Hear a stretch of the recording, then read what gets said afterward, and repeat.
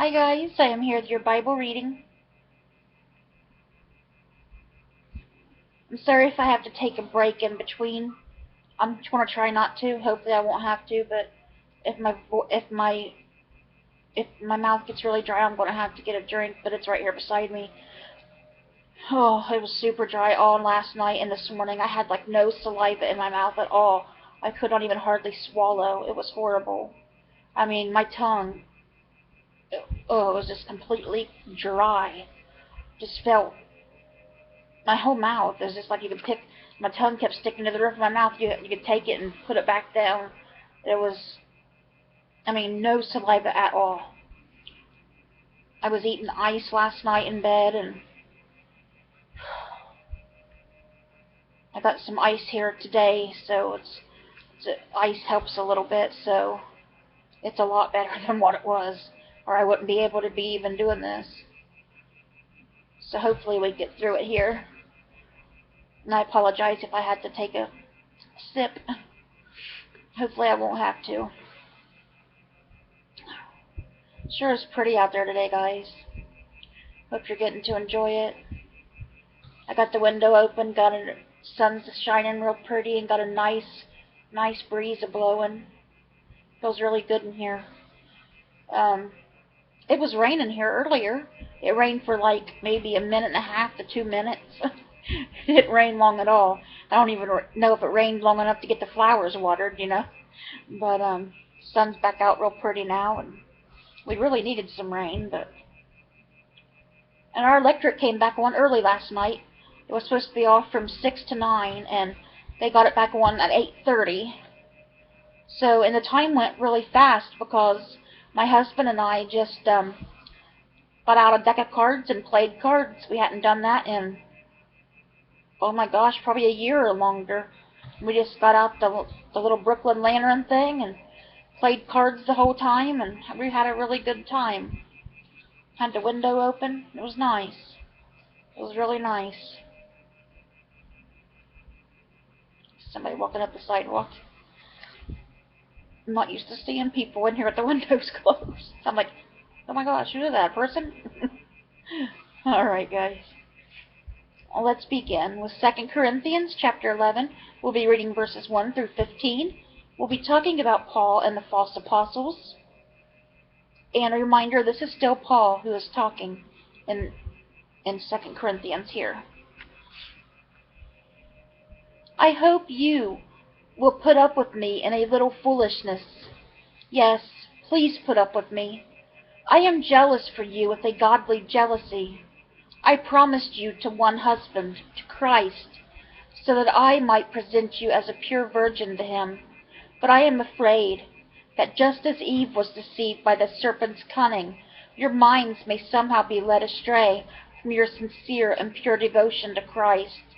For if someone comes to you and preaches a Jesus other than the Jesus we preached, or if you receive a different spirit from the spirit you received, or a different gospel from the one you accepted, you put up with it easily enough. I do not think I am in the least inferior to those super apostles. I am indeed be untrained as a speaker, but I do have knowledge. We have made this perfectly clear to you in every way. Was it a sin for me to lower myself in order to elevate you by preaching the gospel of God to you free of charge? I robbed other churches by receiving support from them so as to service you. And when I was with you and needed something, I was not a burden to anyone, for the brothers who came from Macedonia supplied what I needed. I have kept myself from being a burden to you in any way, and will continue to do so. As surely as the truth of Christ is in me, nobody in the regions of Achaia will stop this boasting of mine. Why? Because I do not love you? God knows I do. And I will keep on doing what I am doing in order to cut the ground from under those who want an opportunity to be considered equal with us in the things they boast about. For such people are false apostles, deceitful workers, masquerading as apostles of Christ. And no wonder, for Satan himself masquerades as an angel of light. It is not surprising, then, if his servants also masquerade as servants of righteousness. Their end will be what their actions deserve. And that's where we're stopping with 2 Corinthians today. And that's right. The devil can take many disguises. He can pretend to be your best friend. And he's just got nothing but pure evil in mind, wanting to bring you down. Just like sometimes people see the ghosts of little children, and they think, it's really a little child, but it's really not. It's a demon.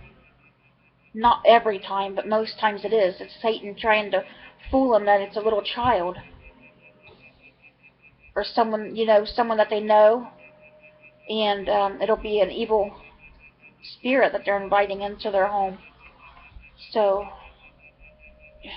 be very careful with that stuff. Oh, and if you guys ever want to, for the skeptics, if you're watching this, it might help you. And if you just like to watch this kind of stuff, I go and watch them sometimes. I think they're really interesting because I, of course, believe in it because I believe in God and heaven and hell. There's these near-death experiences all over YouTube. People's made videos. They're called NDEs, near-death experience, or you can just type in near-death experience. And tons of stories on there. People that have died and went to hell and came back, and people that have died and went to heaven and came back. And they tell what their experience was like.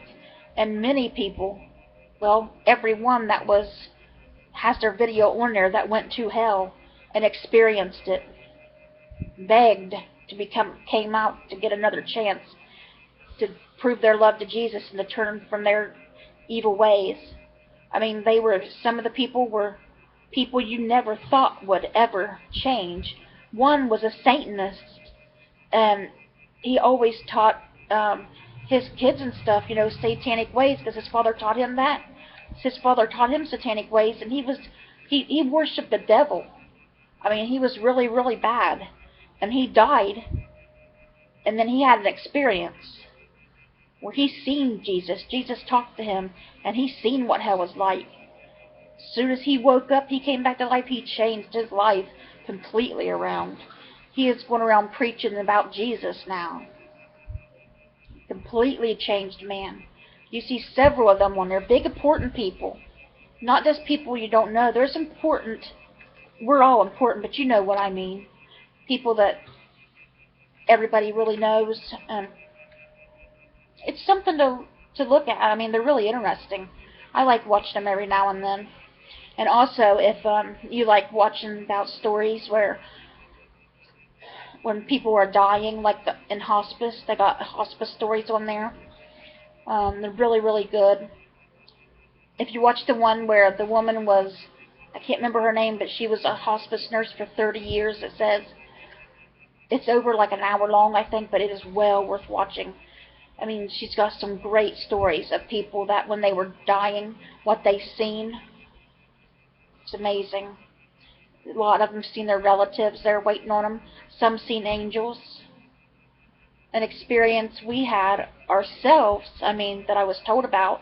I was too young or not even born yet, but my uncle, his first wife, she was dying in the nursing home, and they was going to come to see her, but she told them, don't worry about coming tonight, because I'm not going to die tonight, because there's going to be a train wreck.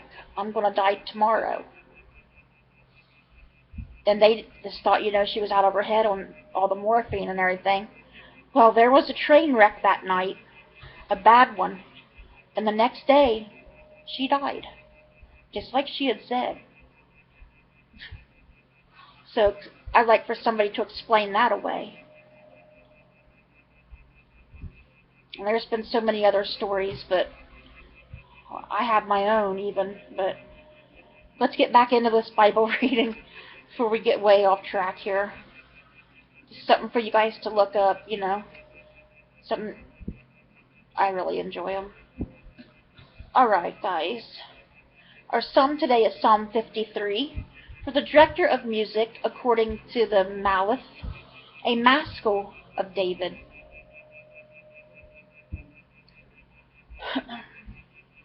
The fool says in his heart, there is no God. They are corrupt in their ways. Their ways are vile. There is no one who does good. God looks down from heaven on all mankind to see if there are any who understand, any who seek God. Everyone has turned away. All have become corrupt. There is no one who does good, not even one. Do all these evildoers know nothing? They devour my people as though eating bread. They never call on God. But they are overwhelmed with dread, where there are nothing to dread. God scattered the bones of those who attacked you. You put them to shame, for God despised them. Oh, that salvation of Israel would come out of Zion. When God restores his people, let Jacob rejoice and Israel be glad.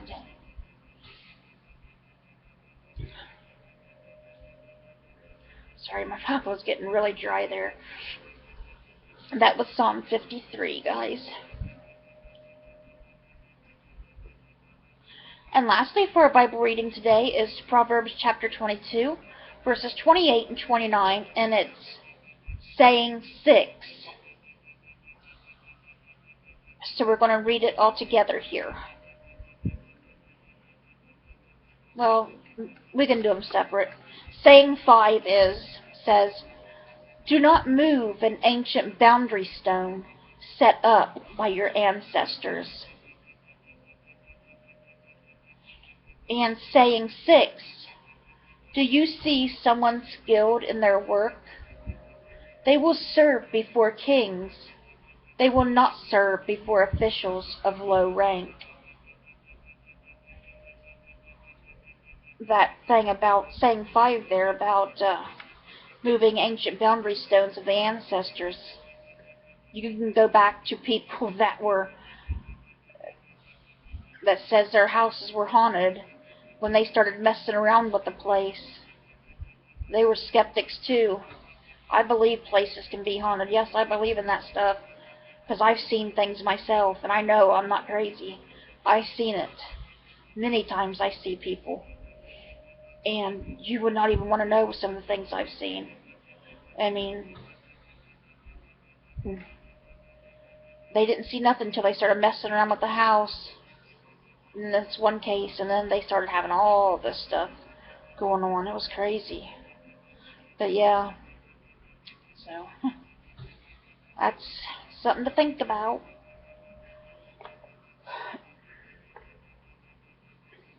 Alright, guys. That was our Bible reading for today. I hope you guys enjoyed it. I hope it touched your guys' heart in some little way. I hope you guys have a great rest of your week. The Coal Festival in Wellston, Ohio is going on. I think it started yesterday, if you guys want to check it out.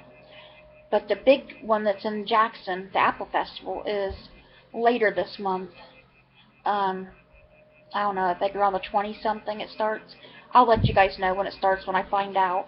But it's a lot better than the Coal Festival, because there's a lot more to do and a lot more to see. We're not going to be able to go, but it's really nice. I'd like to go, we just can't. So I hope you guys might get to check it out, and let's bring those souls to Jesus, and God willing, I'll see you guys again tomorrow with another Bible reading. Bye guys. God bless.